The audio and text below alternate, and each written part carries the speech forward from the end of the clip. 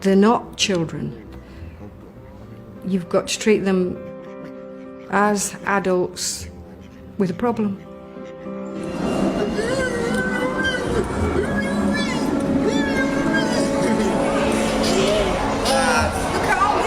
Jelly, please, fish, he's alive.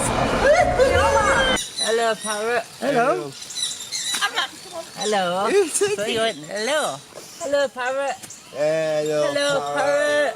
Hello, parrot. He says Hello, hello. This is Matthew and Michael Clark. They're 42 and 39 years old. For the past 4 decades, the two brothers lived perfectly normal lives. They were normal school kids. You know, Michael joined the RAF. It's just been a normal growing up period, really. Matthew was the same. He's worked every day of his life, Matthew. He's had job after job after job, but he got married, he had Lydia, just perfectly normal until they reached their 30s. Now the two men are like toddlers and unable to look after themselves. In a cruel twist of fate, the two brothers are in the clutches of a condition that's regressing their brains and their bodies back to a childlike state.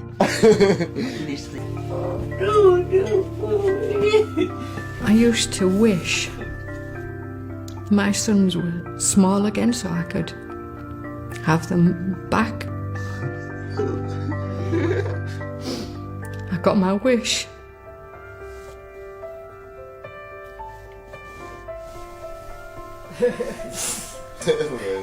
This is the story of an extraordinary illness and how the Clark family cope with Matthew and Michael's journey from manhood back to childhood.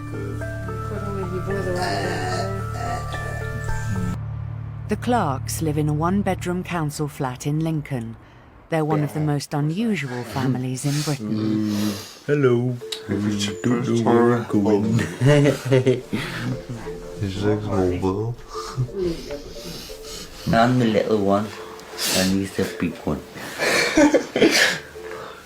The family are together 24 hours a day.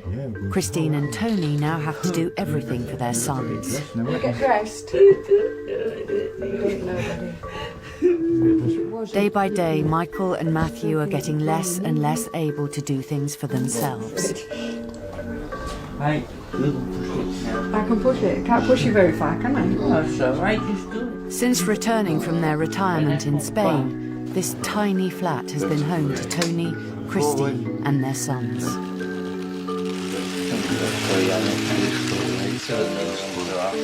This is the boys' bedroom.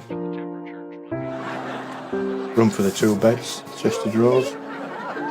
We spend a lot of time in here watching DVDs, so one of us has to be with them all the time. That's why Chris is in here. She's not just having a day off or anything, but one of us is here all the time. So this is the living room. This is where we eat. This is where we watch TV. This is where we socialise, and this is where we're sleeping. Christine and I. Christine sleeps on this sofa. I sleep on this sofa. It's been like this for 27 weeks now, and we've just nowhere else to go. We're stuck.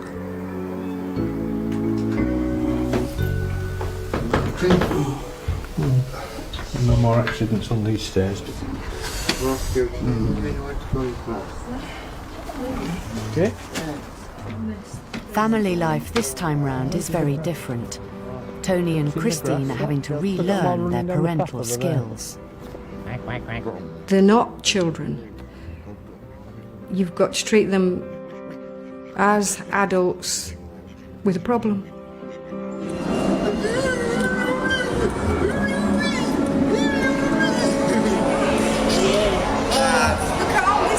Jelly, please, fish, he's alive.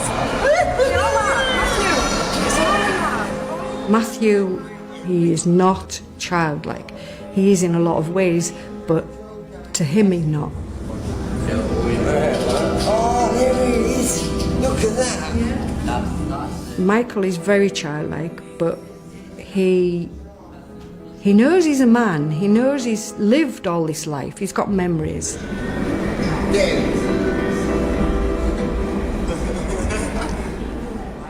We do things as a family again. we have to do what the boys want to do. And they enjoy such simple things. But works both ways, really. I mean, we don't get to do what we would like to do. I would love to just go out for a meal or whatever and just go and be able to just sit Tony and I like we used to. But it's not possible now, so it's hard work. There's a tendency to spill things and knock things over, you know, make a mess. And we're all the time taking care of them. So we need to get out, and it's a good thing to get out. It certainly is a big learning curve, and I think some of the professionals are actually learning from us because they've never had to deal with this illness before either. It's so rare, and even the doctors are saying, well, we didn't know that, and we didn't know this, and making notes, and so maybe they're learning, hopefully they're learning something from us as well.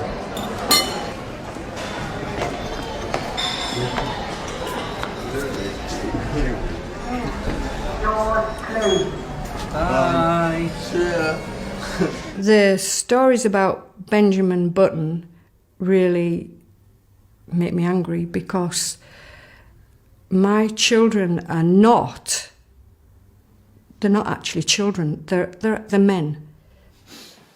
Well, the men losing their abilities to do things. They're not going to get smaller and younger. I'm not going to be able to pick them up and cuddle them as children. That's fantasy. This is not, this is real. And they're suffering. That's it.